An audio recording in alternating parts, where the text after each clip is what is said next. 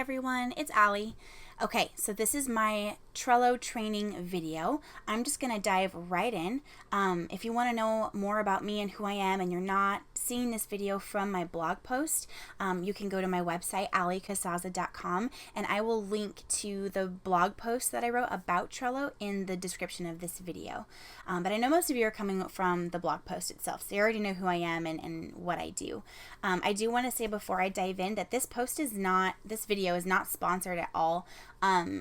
As far as I know, Trello has no idea that I exist. They don't know that I'm making this video or that I wrote my blog post. I don't do ads and sponsored posts like that. I will only share something if I truly use it and truly love it and it is adding to my life, and then I want to share it with my readers. I don't do like paid sponsors or ads or anything like that. So you can always trust me there. Okay, so this is sort of the home page that I see in Trello whenever I log in. So you can see here I'm already logged in. If you don't have an account already, all you need to do is go to Trello.com and sign up. It's pretty self-explanatory. You'll see the option for a free version and a paid version. I have the $5 a month version. There are a couple of differences, and Trello breaks it down really well on their website. So if you're interested to see what the difference is, you can go there. Honestly, one of the main reasons that I pay for the $5 a month version is that you can change the backgrounds in your cards to be whatever you want. That's really important to me. I spend a ton of time in Trello. I really want it to inspire me when I'm here and be on brand, and I'm a really visual person, and so it really helps me to see, my kids in the background when I'm editing all the homeschool plans, and see a beautiful, picture in the background when I'm working on my editorial calendar for 4 hours in a row. It matters to me. So that's one of my favorite features of the paid version. And again, just go on Trello.com and look up the differences that they break down between the free version and the paid versions, and you'll see, and you can kind of decide from there. If I didn't have this version, the backgrounds of all of these would just be like plain colors. Like they have this blue and purple and yellow, like just very like basic colors. And that just doesn't work for me. So, okay. How I use Trello. You can see here, these are my starred boards. These are the ones that I go into at least every week, usually about every day. I'll go into these main boards very, very often. And then down here I have other boards, just different things that I don't really use very often, things that I only open up once in a rare while, or boards that I created for a particular project that I'm done with. Like, for example, this is the board that I created when I was rebranding the website a few months ago, and that's done now. So I could essentially just delete it, but I like to save it because who knows when I'll rebrand again, and I already have a full breakdown of that project here, so I leave it there. Okay. Up here are the ones that I use regularly. So here's how I sort of manage my life. Okay. Again, I have 4 kids. I homeschool them. Really just the oldest 3. Emmett is too young. I run my business and my blog, my website, and I am the co-owner of the Purposeful Home podcast. So I have a lot going on, and you can see boards for each of those things here. Okay, so the main boards is what I'm going to cover with you. This is where Kelsey and I, who owns the podcast with me, collaborate and work together to run the entire back end of the podcast. Everything is in there.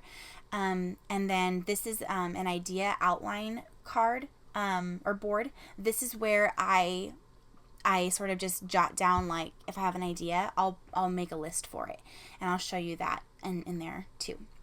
And then the Arrow Academy is the name of our homeschool. So this is where I keep track of the kids' progress and manage our curriculum and plan out what we're going to be doing. Okay, and then my editorial calendar is everything. This is just everything that I ever need to run the website. I have every person that works for me is in here, and we collaborate together, and this is how sort of all the wheels turn together for running the website. And then you can see here, these are my 2 main boards. I definitely go into my week every single day, multiple times a day, and my month usually every week. So let's go into my month. Okay. Background is loading. It matters. Okay, so you can see here in my month, I have each week of the month, okay? Week 1 is media. That means that this is when I am batching all of our photo shoots, any videos that need to be recorded. We'll record there. My husband works with me and we own the company together, and he really is in charge of media. So this is a week that I know we're going to be working together a lot. We'll probably need to have somebody helping with the kids because we're going to be both working together a lot, and we sort of do all the media for the company for the next 4 weeks in one shot. Okay. Week 2 is set for resting and refreshing. You can say I only have one task here. Pink means it's for the podcast, so I know that. It's a label. I'll show you how to use those. I really just try not to work in the second week of the month and just hit refresh for myself and get some new ideas and just take a breather and get re-inspired. As an introvert, that is what I thrive on, so it's important. And then week 3 is for planning. This is when I do what I call my monthly brain dump. I know it sounds kind of gross, but basically if I click here, you can see like I will just get all my ideas out for new blog posts, things I can say to my following in email, what I can do for live streams, social media, new videos, all those different ideas that have been swirling around in my head over the last week of rest get put out on paper. And then I sort of just plan out the next coming month. And then week 4 is for putting all of those plans into action. This is the busiest week by far. I know that the last week of every month is a very heavy workload for me. I prefer it that way. For those of you who do work at home or own your own businesses, this is a really good trick to have 1 week of the month where you work a lot and then the other 3 weeks are very light and just sort of like maintenance mode. These 2 weeks are pretty busy for us, but this is a fun kind of busy. I get to be with my hubby and do all the photos and the shoots and the videos and all that. And then this is really like I'm hunkered down. Sometimes I'll even rent a workspace away from my family and go work for a day or two just in quiet and get this all done. Then the rest of the month I'm pretty kind of like unfettered, just freer and less stressed, and everything is done for the coming month. Okay, so that's sort of how this works. While I'm in here, I am going to show you how lists and cards work. Okay, so this is a board. Okay, look at this. All of these are boards. Okay, so I'm in the My Month board.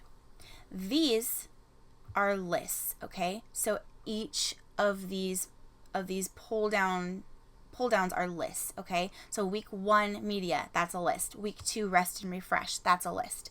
Every list is comprised of cards. However many lists and cards are in Trello is up to you. It's about how many you choose to make and how many you need.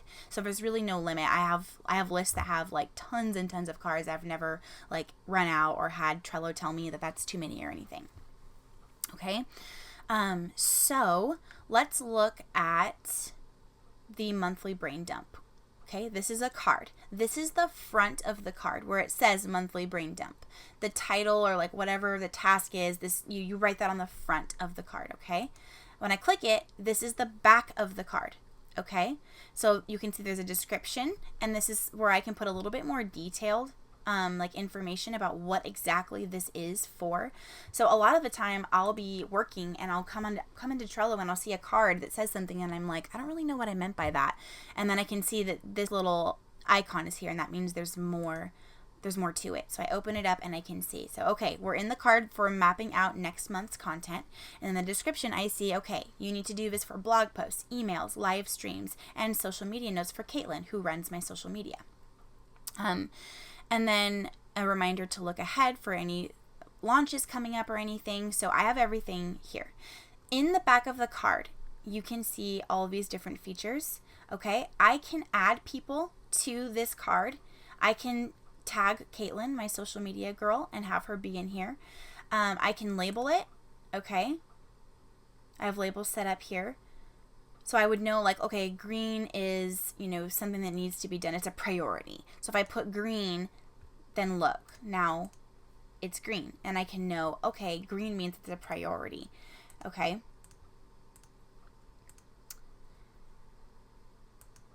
Okay. You can also add a checklist. So if I were to say, okay, map out next month's content, I want to make a checklist. So let's say that a to-do list for that. and then I can, add tasks to that, okay? And then you can also move them around by order, okay? And then you can delete that if you want. Okay, you can add a due date here. You can add an attachment like a file or a photo. You can move this card to a different board. You can move it into a different list. So you can move within the same board or outside of this board. You can copy it and add it to something else. And then if this maybe weren't my board or something, if I was, tagged in another person's board, I could subscribe to it so that I can see all notifications or anything that happens with it. And I'll get an alert from Trello saying, hey, Caitlin added 2 items to a checklist in this card. I can also archive it, put it away for later. And once I archive it, it gives me the option to permanently delete it as well. Okay? So that's kind of the difference between boards, lists, and cards, front and back. Let's go over into my week, and I want to show you, now that you've seen sort of how I plan out my month, and then every week I come in here and just look over it and like, okay, this is what I'm doing this week. It's media week. This is what we kind of have to do. But I have a further breakdown of my week over here in the My Week board. Okay, so in my week board, I have a general to-do list just because I need somewhere to jot things down very quickly. This super colorful thing up here is meant to draw my attention. It is just a master needs to be done list. I use this, I archive this card a lot, but it's open in there right now because I've been very behind. We just moved into our camper for full-time travel, and we're doing all of that, and it's been really crazy. And so when I kind of get behind or things get out of the normal, I get this card out of the archives and make it super colorful so my attention is drawn to it, and I keep all my stuff in here. So you can see I've got nothing else in here, just lots of labels, and then I have a checklist here that I'm going through. You can see some things are checked off, okay? And then I've got a list for each day of the week, okay? Monday all the way through Sunday, okay? And then you can see that yellow is the different time blocks during the day. If you're not new here, you know that I'm a big fan of time blocking, and I have a blog post all about that. If you want to go to my site and look that up, it's in the archives. So my blocks of time are early morning. I get up around 4:30 or 5 and start working for a few hours, and then I have another work block in the afternoon, okay? And so I segregate it. What am I going to do in the early morning? I'm going to have quiet time. I'm going to work out my buns and thighs. I'm going to go to the grocery store. I'm going to record 2 podcast episodes with Kelsey, okay? So this is my Monday. This is my Tuesday. Every Sunday night, I sit down and I plan out my week. So every Sunday night, I go over to my month board and I look like, okay, it's Sunday night. What is this coming week? This coming week is the 4th week of the month. So that means that I will be doing all of my writing and all of my actual content creation. It's the busiest week of the month. So then I go over into my week and I plan out. I would switch these out, okay? I would archive this because I'm not going to go grocery shopping. I'm not going to be recording. You can move things around and delete them. I fill in what my Monday will look like, what my Tuesday will look like, what every day of the week will look like for the next week. So I never have to go back and look again. This is so much better than just adding tasks or events to a calendar like Google Calendar or even a physical paper planner, because there's unlimited space and I have a lot going on. If you don't have a lot going on, you may or may not need Trello. But I need space for all of this. I need to be able to see it laid out like this. I need to see the details of it. I need all of this space and the ease of just moving it around instead of having to, erase in the planner or cross it out in the planner or use whiteout in the planner or, even on Google Calendar, there's not a lot of space for details. I could essentially plan my day out like this in there and that's fine. But what happens on Tuesday when I have all of these things? Write out sponsorship outreach email template. I don't even really know what that encompasses. And look, I've got a description right here so I can know more information. I can't fit all that in a Google Calendar. Okay, so Trello is good for that. I do use Google Calendar for actual events like doctor appointments and things like that.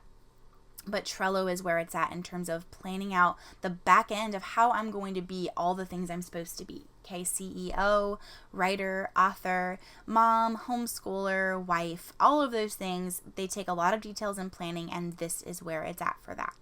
Okay, so this is sort of how I manage my week and my months and actually like my timeline. Okay.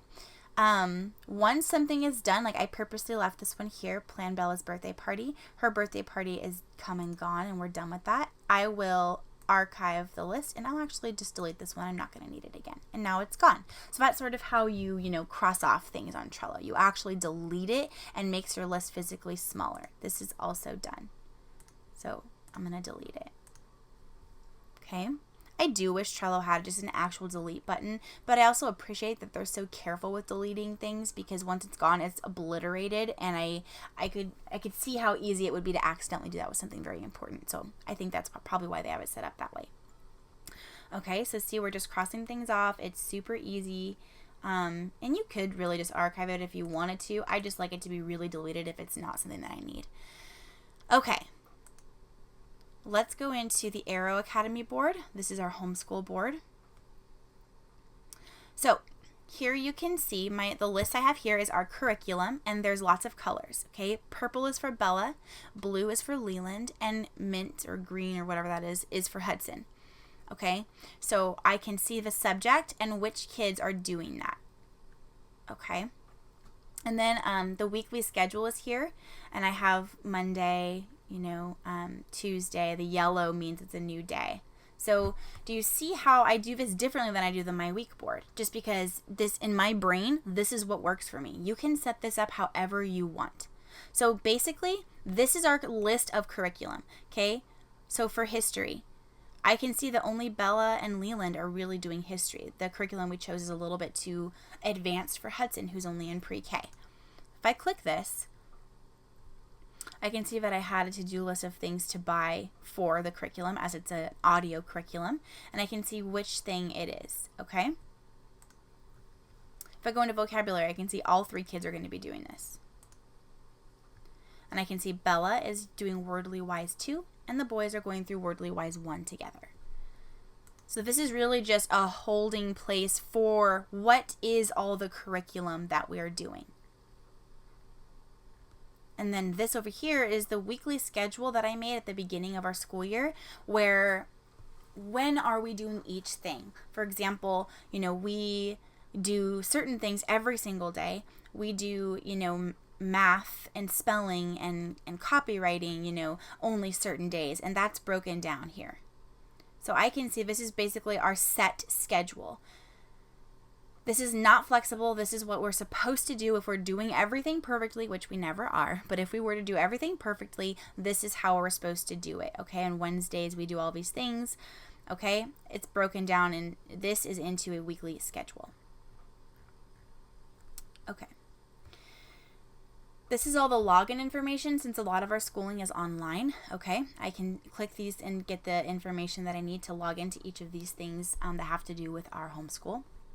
So Bella's typing curriculum is online. I have the login information here if I wanted to log into that and I forgot it. Important links and files. So the yellow just means it's for us. This is a great helpful post that I found on how to plan the homeschool day and week. So I have the link in there for that. Okay. Things for Bella. This is Bella's daily schedule. That I found. It's just a helpful 2nd grade schedule on another website. So just different helpful things here. Okay. I have a card of things that I need to buy, which is empty right now since I just finished getting everything else we needed. And then a to-do list. This is old, so we could actually delete that. See? Here we go. And then when they're older ideas.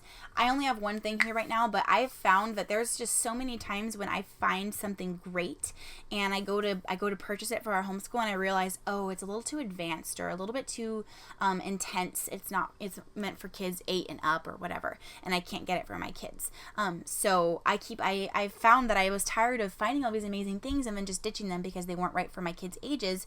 And what instead I should have done is been keeping track of those things. So I started doing that here. Instead of just adding it to my Amazon cart and leaving it for later to figure out, I actually put it here and the links and the titles and everything here. So I found this amazing mother-daughter Bible study, but it's a little advanced. It talks a lot about, body changes and things like that. And my girl's just not there yet. So I wrote it down for us to do together when she's older. And here's the link where I found it and where I can purchase it and all of that. So see, super helpful.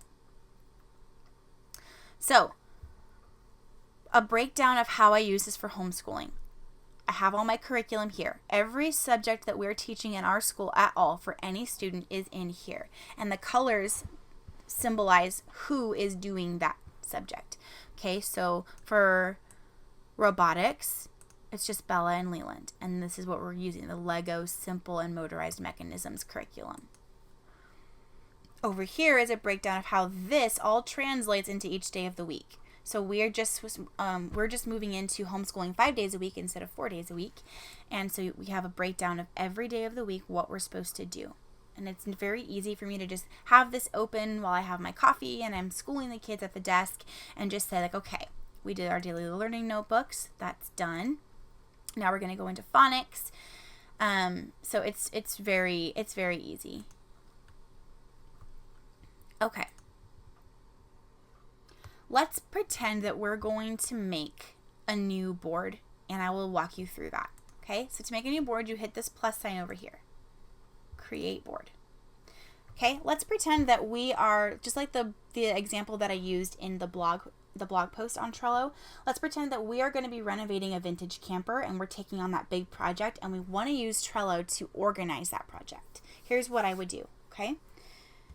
I would title it Camper Renovation, and no team, just for me. When you select no team, it makes the board private. Create. Now look, see the ugly background? Change background. All of this would be invisible to you if you didn't have the $5 a month version. You would only see these.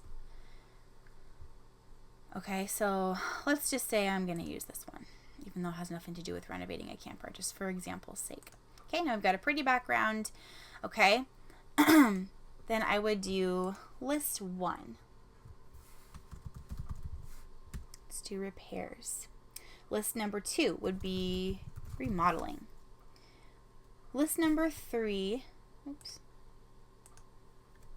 list 3 would be decorating. And list number 4 would be the project timeline. Okay. And then see it says add a card. So there's cards underneath each list. Okay, so I would add,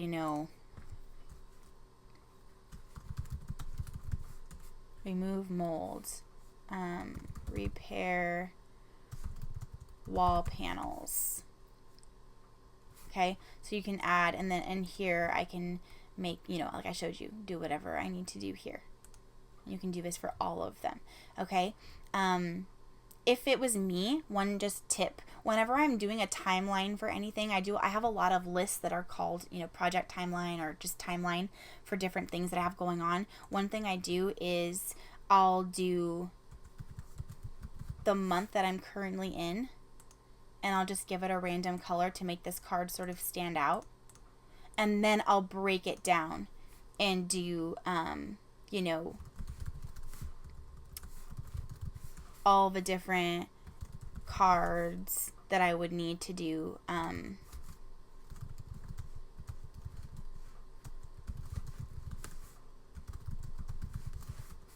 then I would say, okay, and then by March, I want to do all of these things. Okay, so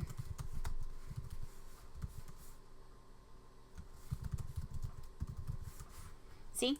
So this, for me and my brain, the way my brain works, one thing I like to do is sort of tweak the way that I use Trello like this. So yes, February is a card and there's nothing in it. It's not actually really a card. It's really just a visual marker for me within this list. This kind of helps me cut down on how many lists I have. Otherwise, the list can go like way over here and like farther and farther down. I kind of like it when it's all visual right here in front of me. So to avoid that, this kind of helps break up your list a little bit better. Does that make sense? I hope that makes sense. Okay, one other cool thing about Trello is that you have the ability to sync things. So if I were to click show menu, again, I can add people to this. So I can search for people, like my husband's in here, you know, and I can add him to this board. See, there he is. Oh, all the Brian's on Trello. That's creepy. I can add my husband here if I wanted him to collaborate on this board with me. So Brian is in like all the media boards and anything that has to do with what he does for the business. And also he's in my week board and my month board and all my personal boards since we run our family together, obviously. Okay. Power-ups. Power-ups are a paid feature, so another perk of having the $5 a month one. You need to enable what you want for each individual board. So you can't just enable the calendar feature for everything. You have to go into each individual board and say, I want the calendar feature enabled here. So if I clicked enable, there's the check mark, and I can see up here, I don't know if you can see it because it's black on black, but it says calendar right there. Okay, so now I have a calendar feature, and it can sync to my Google Calendar. If I just go to